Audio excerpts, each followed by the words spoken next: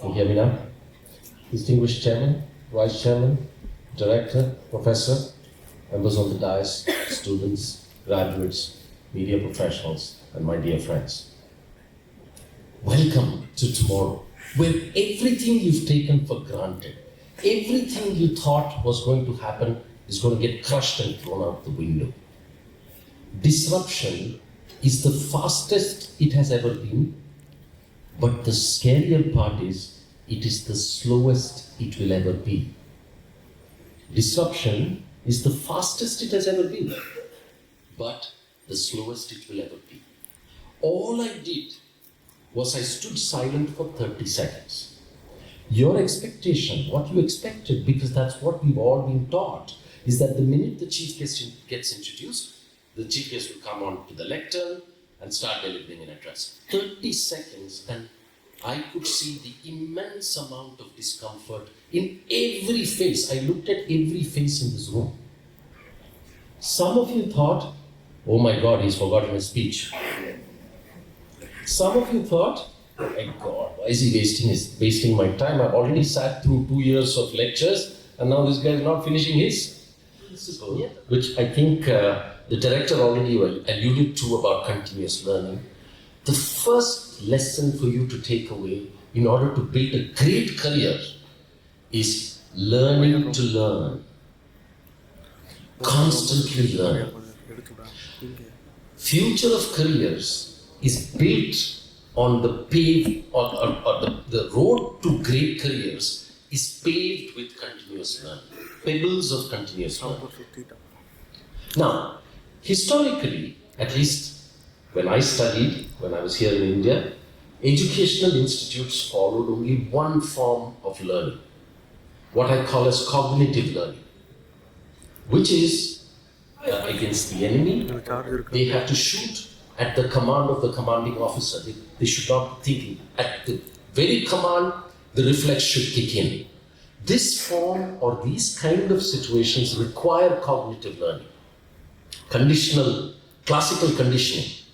But then there are two other forms of learning which is often underused. And my advice to you as young professionals is to start using more and more of this, because the world will get disrupted, and when there is disruption, cognitive learning, which is built on past data, past experiences, will never hold good. So the second form of learning that I want to talk to you about is together, then I get a little bit irritated, I pass 1 or 2 hours trying and testing and experimenting. Ultimately, I fail. And that's when I look for the manual again. This form of learning is learning and experimenting, but with the safety net of a manual. In your jobs, in your careers, that safety net may be your manager, maybe a colleague, maybe a more senior professional. It could be your mentor, it could be your coach, it could be your professors, whoever they are. This is active experimentation. Try to experiment within a frame. Learning as play. This is more important than cognitive learning in a disrupted world. The third form of learning is what I call as play as learning. How many of you, in your childhood, when you were alone, you didn't have friends with you at that time, took your toys and invented a game? How many of you have done that? All of us have done that, isn't it? This form of learning is the most powerful when things are changing too rapidly. And this form of learning is learning which is only limited by your imagination. There is no safety net. There is no safety net. So the first form of learning would be like if you were playing in an army band and doing the, let's say, the Republic Day parade, for example, there is no room for experimentation. You have to stick to the beat, you have to stick to the rhythm. A marching band plays in unison and to a very, very, strict frame. The second form of learning is like playing in a string quartet. A string quartet with a lot of string instruments, where there is a very broad frame and each musician can experiment within that frame. And the third form of learning is like playing jazz. You're only limited by your imagination. Use these two forms of learning, often underused in many of our educational institutes and also in corporates. I have to admit it's also true in corporates. It's a very top-down, cognitive kind of training models that exist today. The second competitive advantage that you need to build in yourself in order to be successful is speed of learning. The only sustainable competitive advantage you have in your career is your speed of learning. If you can learn faster than others, you win. I'm reminded of a story that, apparently in jungles, a lion wakes up every single day, saying, today I have to run faster than the deer, otherwise I will starve to death. And on the same day, in the same morning, a deer gets up and says, I have to run faster than the lion, otherwise I'll get killed. Whether you're a lion or a deer, the idea is to run and run fast. Speed of learning is your only sustainable competitive advantage. The third message that I wish to deliver to you is when things are changing very rapidly, the one thing that, how many of you go to work using the same road or the same bus or the same train every single day, rather than taking a different route every day? How many of you go by the same route and get stuck into a routine? Most of you, isn't it? Why? Because we don't like ambiguity. We don't like uncertainty. We just want everything to be square. But you can't expect things to be square in the world because technology is disrupting us too fast. Ambiguity tolerance is the third message that I have for you. Be comfortable in being uncomfortable. Be comfortable in being uncomfortable. The fourth message I have for you is Steve Jobs, when he was called back to Apple. The first thing he did was he completely eliminated a majority of the products and the product lines that existed in Apple. And he focused just on a few of them. Why? Because this is about becoming simple. The world of the 20th century was built on the principle of managing complexity. So people who could manage complexity well would get promoted and would become great leaders. But the world today is not about the ability to manage complexity, but the ability to seek simplicity. So in whatever you pursue, seek simplicity, ask the question, why? Challenge the status quo, because there is always a better way to do it. So seek, identify better and newer ways of doing things. The next message that I want to give to you is find your purpose. Find your purpose. If you find your purpose and build your career around your purpose, success is a consequence. But if your sole focus is success, it's not going to be a great career ahead of you. It's going to be very bumpy. Find your purpose. I would have loved to have spoken about a real incident which got me to become a human resources professional today. But keeping the timing, etc. in mind, I did not kind of join this profession by some grand design or anything like that. I had a personal experience in my life where I saw one of my family members wanting to pursue something with a tremendous amount of passion, but because of our societal, let's say, structure, the person in question had to step back and not follow her passion. And ultimately became something else. And when I saw that happen in front of me, I said, hey, this is unfair. I can't let this, what happened to my family member, happen to anyone else. And the only way I could do this was to go into the human resources profession. Since the day I got into the human resources profession, I've never worked a day. Because it is my passion. It doesn't feel like work. The Vice Chairman was asking me, how do you manage to travel 25 days in a month across multiple time zones?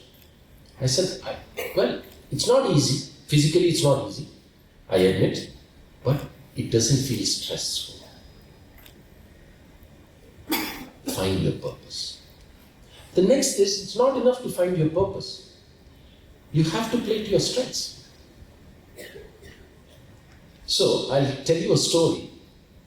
My life coach is a gentleman, extremely wise gentleman, 79 years old, living in Canada. A gentleman called John Burdett. So one day John visited us, and we were sitting in our living room, having a drink. He looked out the window, and he said, oh, Prasad, that's a nice garden. We'll step out into the garden. So John and I stepped out. And John said, oh wow, Prasad, this is such a beautiful lawn. I said, John, come on, what beautiful lawn. Look at the number of dandelions. Do you know dandelions? These yellow color weeds that grow in grass. Yellow colored flowers. They're weeds, they keep growing in grass. So I said, look at the number of dandelions in my lawn. I have tried to, get rid of them with everything possible, every trick in the book. I've tried chemicals, I've tried poison, I've tried burning them, I've tried pulling them out of their roots, but these damn things keep coming back. So John looked at me for 5 seconds, he stayed silent and said, Prasad, this has always been your problem. So I said, what? So he said, Prasad, you cannot get rid of the dandelions by trying to get rid of the dandelions. I said, John, that went completely above my head. So he said, yeah, you cannot get rid of the dandelions by trying to get rid of the dandelions. So I said, John, I don't understand, please explain. So he said, the only way you can permanently rid your lawn of the dandelions is not by focusing on the dandelions, but by focusing on the lawn. Make the lawn so strong, make the roots so thick that they choke the life out of the dandelions. They are left with no space to grow. Find your lawn. Because when you find your lawn and play to your strengths, your weaknesses will not play against you. Okay? When you play to your strengths, your weaknesses will not play against you. For example, if you're great at football and people keep telling you you're terrible at cricket, you need to focus on cricket. Or let's say in college, you were not so good in operational research, but you were really good with, OD, organization development. And people would keep telling you, hey, you're not doing well on operations research, etc., etc. You end up focusing on that. So ultimately, operations research gains a bad student, and OD loses a great student. This is what happens, isn't it? Play to your strengths. The next message for you is stay humble and stay curious. I read this book, the autobiography or the life story of Leonardo da Vinci. And I was surprised to find that Leonardo da Vinci wrote what seemed like notes after notes after notes after notes. So people were really intrigued. Each time he would hear something, he would write. Each time he saw something, he would write. Each time he spoke to somebody, he would write. He just wrote reams and reams of notes. So people thought that he was just writing down notes. Finally, they realized that he had never written any notes. All he had written were questions. Ask questions, because there is nothing called stupid questions. Ask questions. Stay humble, ask questions. Next is, I want to, leave you with one thought, and that really inspired me. Microsoft kind of rejuvenated itself under Satya Nadella. And he came up with a very powerful phrase, which I immensely look up to, and it really inspires me. He said, in Microsoft, we want to move our company from a know-it-all to learn-it-all. And you can only do that by constantly asking questions, challenging the status quo, and really pushing the boundaries of what is possible. Say yes to experiences and not to jobs. This is very important. Because one of the most stable structures in the world is the pyramids. 5,000 plus years and still standing. And you have other structures which are strong, which are today tilting. I'm not going to tell you which one it is, you know what I'm referring to. Because the wider the base, the stronger the structure. And more so when you do not know which experiences will hold you good later. For example, you can only connect the dots looking backwards, you cannot connect the dots looking forward. So for example, Steve Jobs did calligraphy. He didn't know calligraphy was going to help him in designing Apple. And that's what it did. It changed the very face of Apple based on his experiences. I did not know, for example, that my stint in my family business would later help me in the retail business of Carrefour. Because you start to connect the dots much later. Say yes to experiences. If you define yourself as a finance person, the risk is that particular profession will undergo such a profound transformation in the next 3-5 years that you'll be left almost irrelevant. Don't forget, there are varying statistics about this, so I can't really say, but on an average it is estimated that about 30% of the jobs that will exist in 2030 have not yet been created yet. And about 30% of the jobs that exist today will not exist by 2030. So widen your experiences, say yes and no to jobs. Say yes to experiences, no to just taking up a job for the sake of taking up the job. The next lesson I want to leave behind is, this is the third job, more or less, that I've had. I've followed an individual, I've followed certain people throughout my life, whom I've looked up to. Because if you follow great people, the money will follow. If you follow the money, no one will follow you. If you follow great people, the money will follow you at some point. But if you start to follow the money, nobody will follow you. And this is something that you should always remember. Follow somebody who can bring out the best in you, who knows your strengths and develops those strengths, helps you minimize the negative impact of your weaknesses. So find somebody like that and follow them. That's a key to a great career. The next is, Kobe Bryant, he's one of the best basketballers in the world. He used to talk to everybody, whoever is best in their profession. So not just basketball related people, but he would talk to CEOs, he would talk to whoever was the best, musicians, etc., etc. Why? He was able to learn from them and then adapt things into basketball. So surround yourself with people who are better than you at doing what you do, so that you can grow as an individual, and surround yourself with people who do the things that you cannot do, so that your career can grow. Surround yourself with people who are better than you at what you do, so that you can grow as an individual, and also surround yourself with people who do the things that you cannot do, so that your career can grow. Okay? Now, I'll not go on for too long. I know you're getting impatient saying, hey, this man's been talking for now 27, 28 minutes. I think I have 3 minutes more, right?